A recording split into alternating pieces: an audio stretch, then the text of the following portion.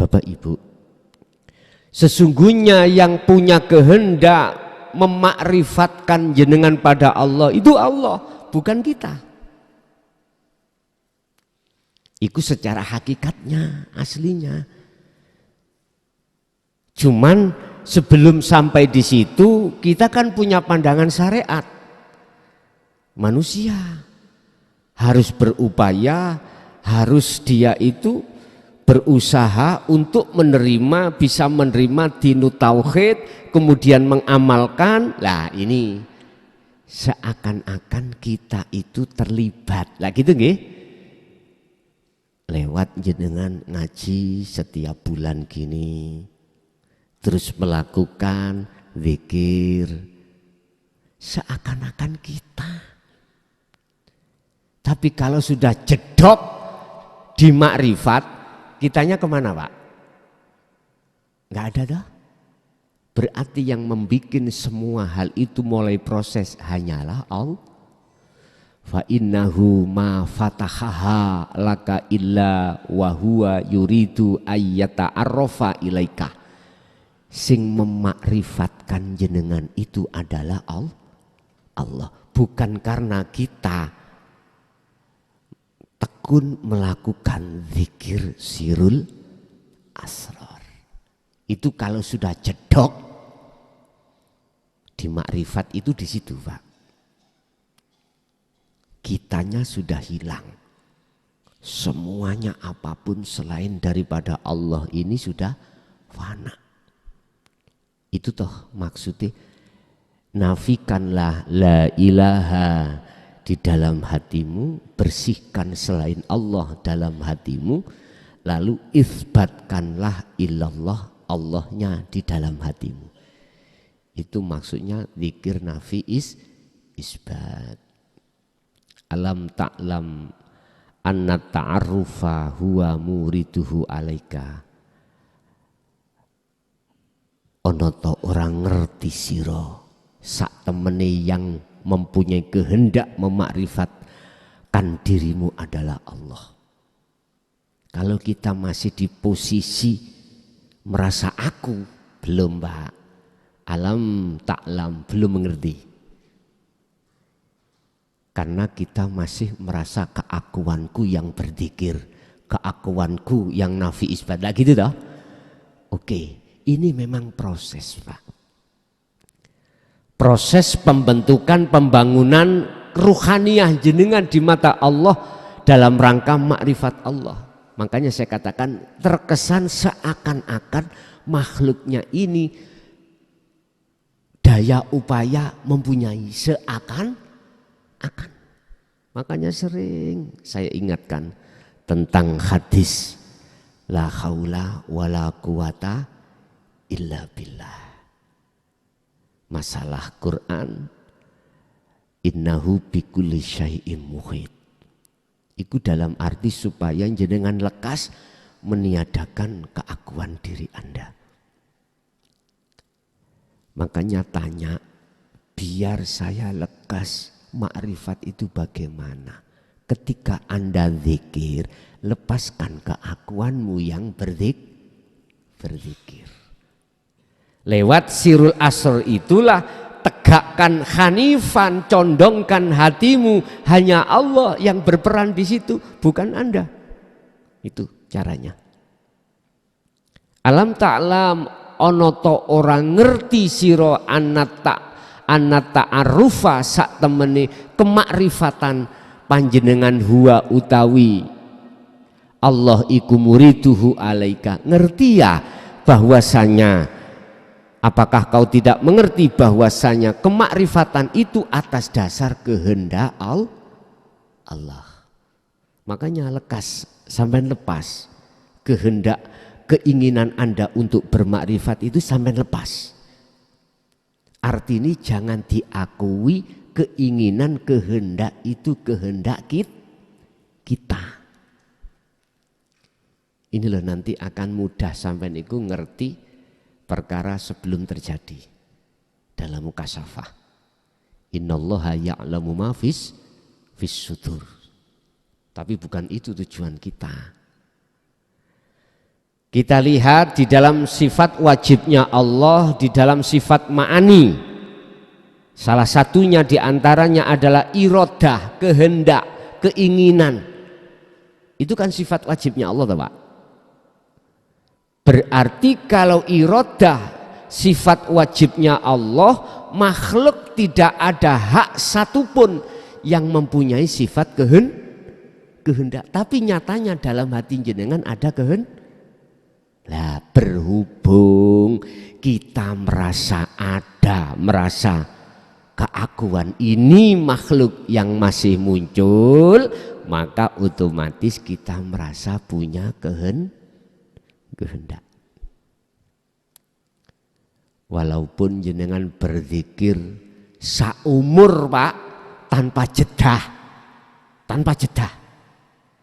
Kalau akunya masih muncul, kedirian kita makhluk masih muncul, nggak bisa, nggak akan dibuka oleh Allah pintu makrifat, nggak akan. Sakit dipahami? Tapi mohon maaf, sampai nggak usah khawatir, nggak usah takut apabila terjadi majedub, nggak usah khawatir. Terjadi hati jenengan jadab, jangan khawatir. Kalau Anda masih khawatir, maka Anda itu sejak kapan gak percaya sama Allah? Jangan, Pak. Ada keterangan tentang la tasakkannaka, jangan pernah kau mempunyai mamang dalam hatimu kepada Allah. Mungkin itu di pasal 7, Pak.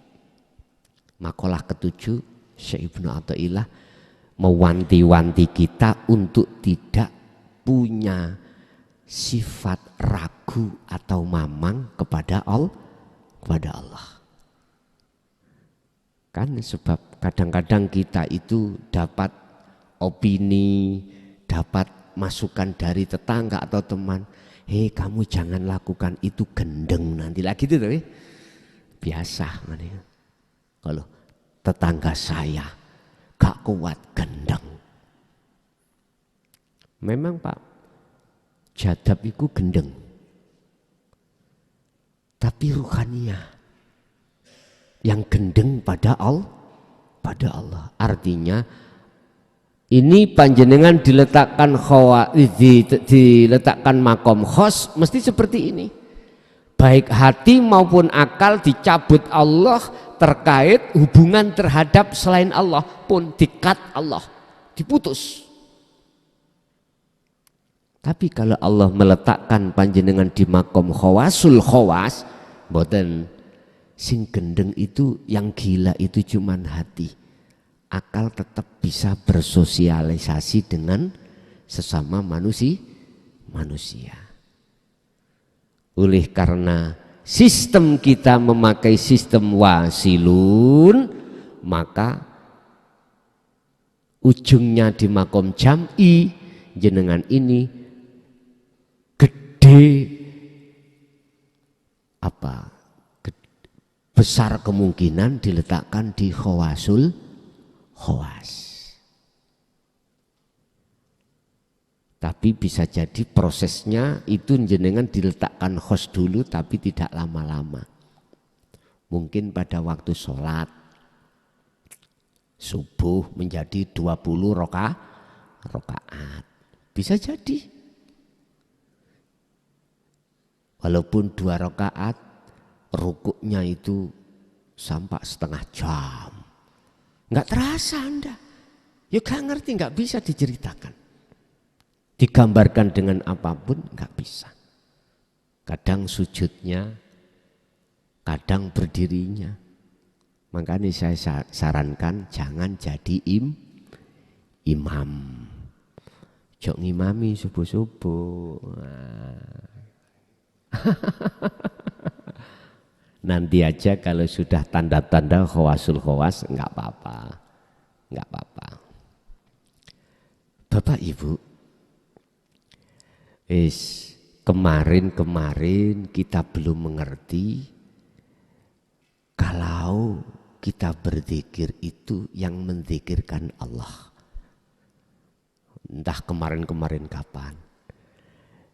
Lah, munculnya makalah ini kita ditegur.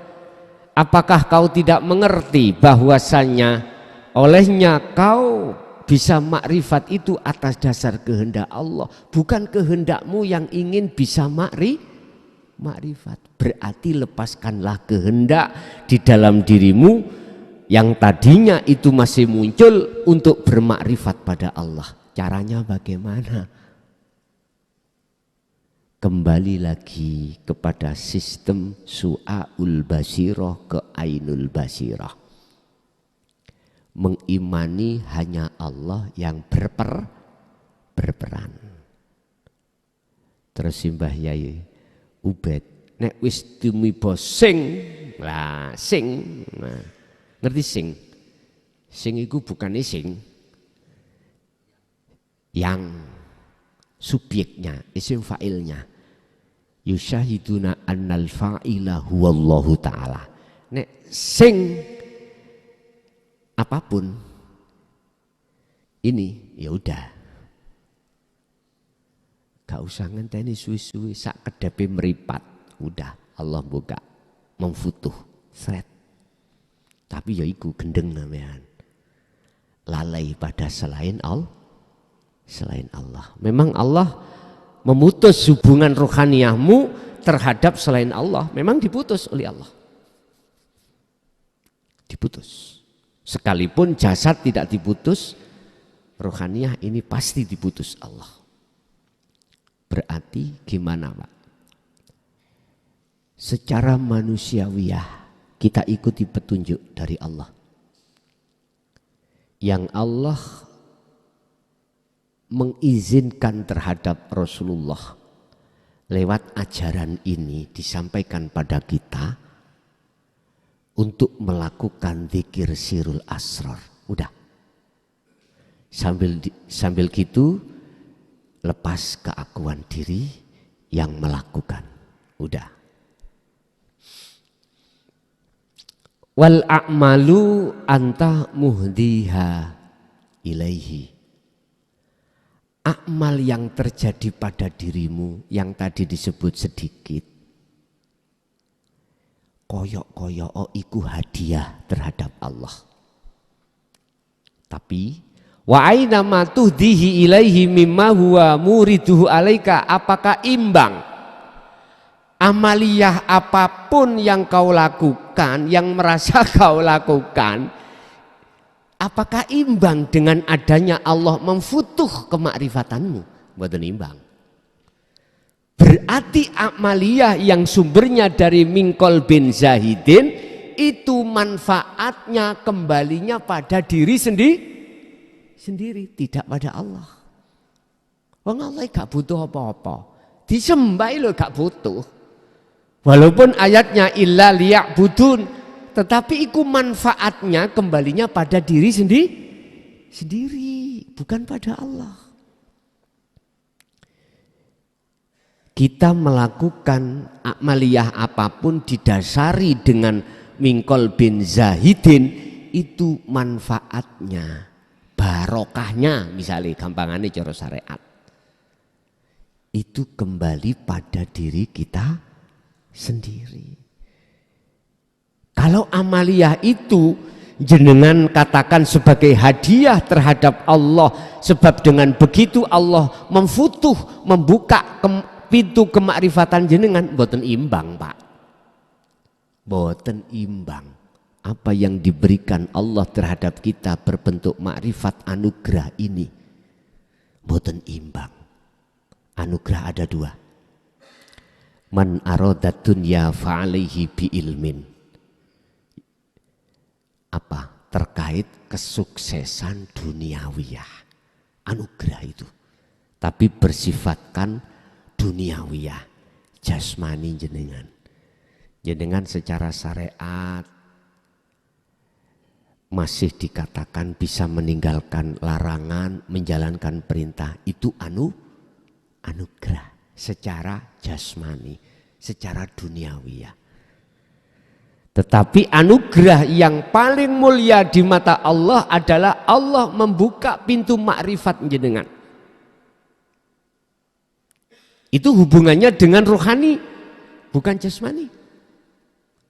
Hafidhu ala sholawah wassolatil wusto. Anugerah al-wusto, kemakrifatan pada Allah, bahasa ilmu sejati yaitu yang disebut sholat daimun, as-sholatun daimun, sholat sing langgeng 24 jam tanpa henti. Itu anugerah yang paling mulia. Dalam ayat lain Allah katakan, apa kenikmatan kebutuhan dunia itu penting,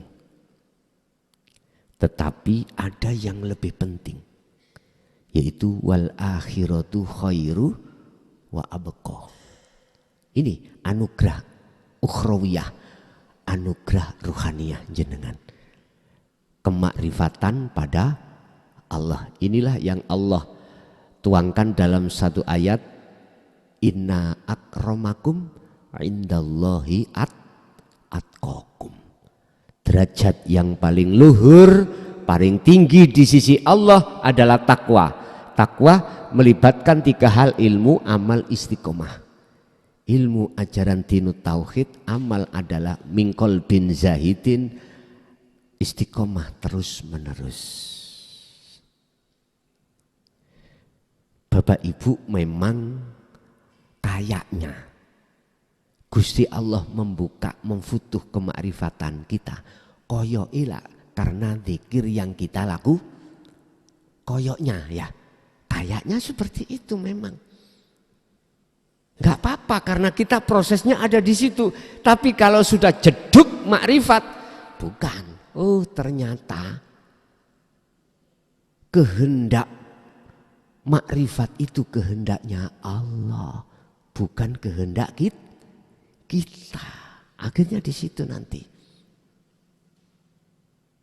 Ya sudah, kalau sudah di situ, udah Pak, nggak ada yang dibahas sudah.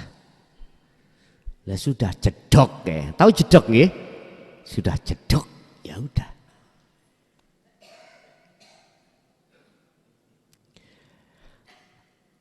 Al-a'malu anta muhdiha ilaina. Jangan dianggap amaliyah yang mingkol bin zahidin itu sebagai hadiah pada Allah, bukan. Tetapi wa aina matuhtihi ilaihi, mohon maaf, imbang enggak amaliyah yang bersumber dari mingkol bin zahidin itu, amaliyah itu dibanding diimbang no dengan Allah membuka ma'rifat, enggak. Terus atas dasar apakah Allah membuka kemakrifatan jenengan? Kalau tidak karena zikir itu, kalau tidak karena amaliyah yang bersumber dari mingkol bin zahidin, inilah Pak yang kumaksud in aroda syai'an ayyakula lahu kun fayakun. Berarti kalau sudah sampai di situ, bahas amaliyah sudah tidak, bahas apapun sudah tidak. Kalau boleh saya katakan, yo atas kehendak Allah sendiri. Lepas semuanya. Oleh sebab itu tolong jenengan ketika melakukan zuhud, zikir baik di dalam secara umum maupun khusus, baik secara jasmaniyah itu tadi kita masih campur dengan urusan dunia, atau jasmaniyah sudah lepas dari urusan dunia, keadaan rohaniyah sampai uncul no mingkol bin zahidin, hati yang sudah tidak mengakui kalau diri kita yang melakukan. Udah mudah Pak, ini tadi langsung makrifat langsung buka. Makrifat langsung buka. Jadi tandanya ketika jenengan iki diterjadikan Allah sebuah amaliyah apapun, secara otomatis koneksi tali di dalam ruhaniyah Anda dengan Allah itu nggak putus. Lam fisomalaha, nggak bisa putus. Fakotis tamsaka bil urwatil wuthqa lam fisomalaha. Al-Baqarah 256. Nggak putus karena sampean pegang rapat. Jadi apapun yang terjadi pada aktivitas jenengan, hati secara otomatis makrifatnya pada Allah. Mandangnya ruhaniyah sampai pada Allahnya, bukan pada makhluk. Akhirnya jatuhnya iman jenengan karenaku Allah. Karenaku Allah. Inilah yang dimaksud setiap niat apapun di dalam urusan ubudiyah mesti ditutup lillahi ta'ala. Jadi maksudnya. Sampai Rasulullah dawuh tentang masalah niat. Sah dan tidaknya suatu amaliyah itu tergantung pada niat. Innama a'malu bin niat. Betul-betul murni tauhidnya atau enggak?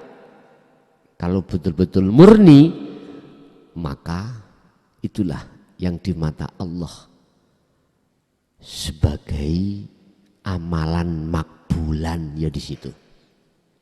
Bapak Ibu hadirin jamaah rahimakumullah. Jadi kesimpulannya adalah jenengan jangan khawatir. Apalagi mamang gelisah. Amaliyah yang sedikit mingkol bin Zahidin itu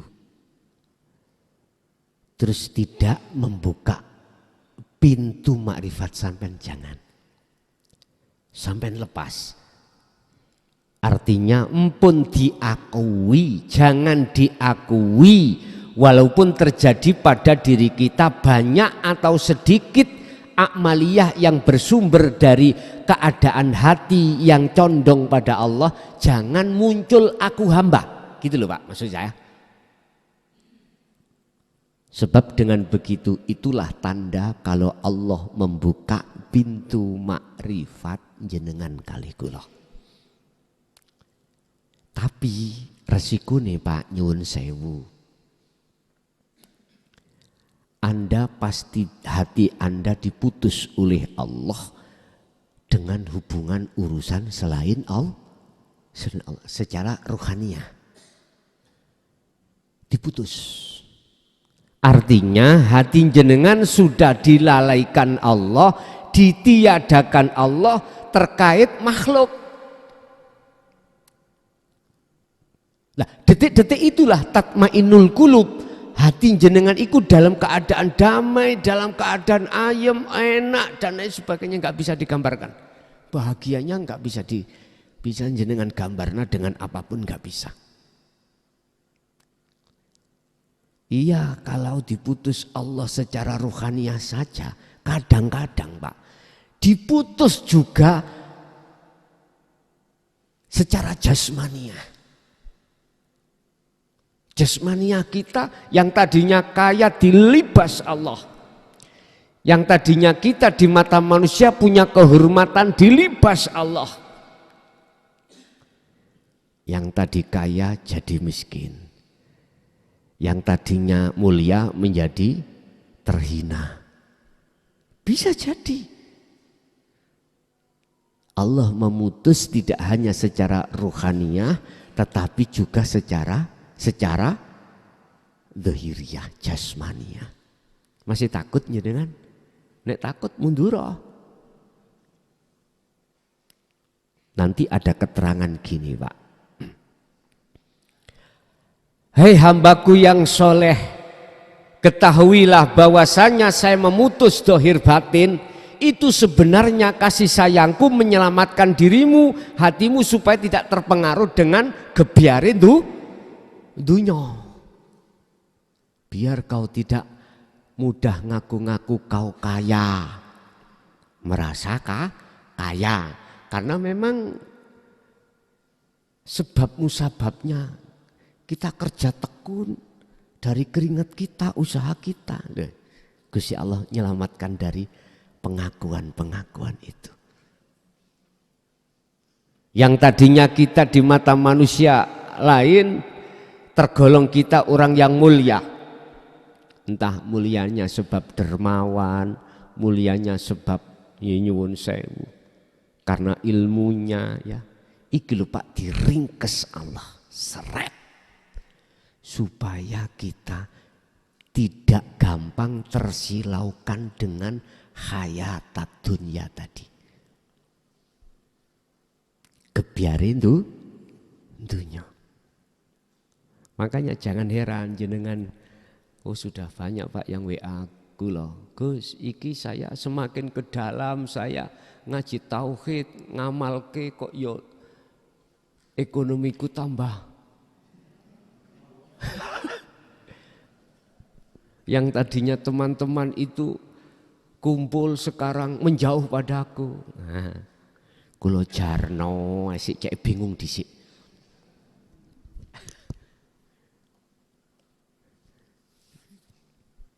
Nggih, mohon maaf saya juga ngalami hal seperti itu, Pak.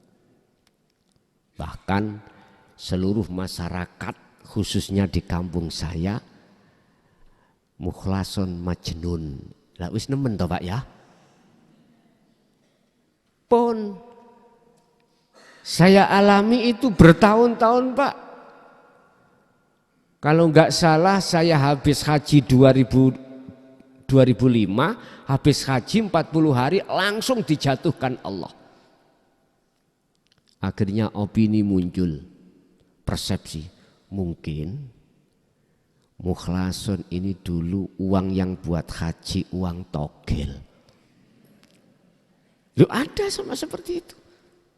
Karena jujur Pak, memang sebelum tahun 2005 saya itu tukang dodono nomor togel. Jujur mawon. Estu Pak. Mulai tahun 2000 sampai 2005. Saya tanya tiang kampung ngen kula. Nek pas metu nih dhisik kula elingku Senin ambek Kemis. Duit kula ini koperan Pak. Tahu koperan? Mboten dompetan, koper. Yo hasil itu.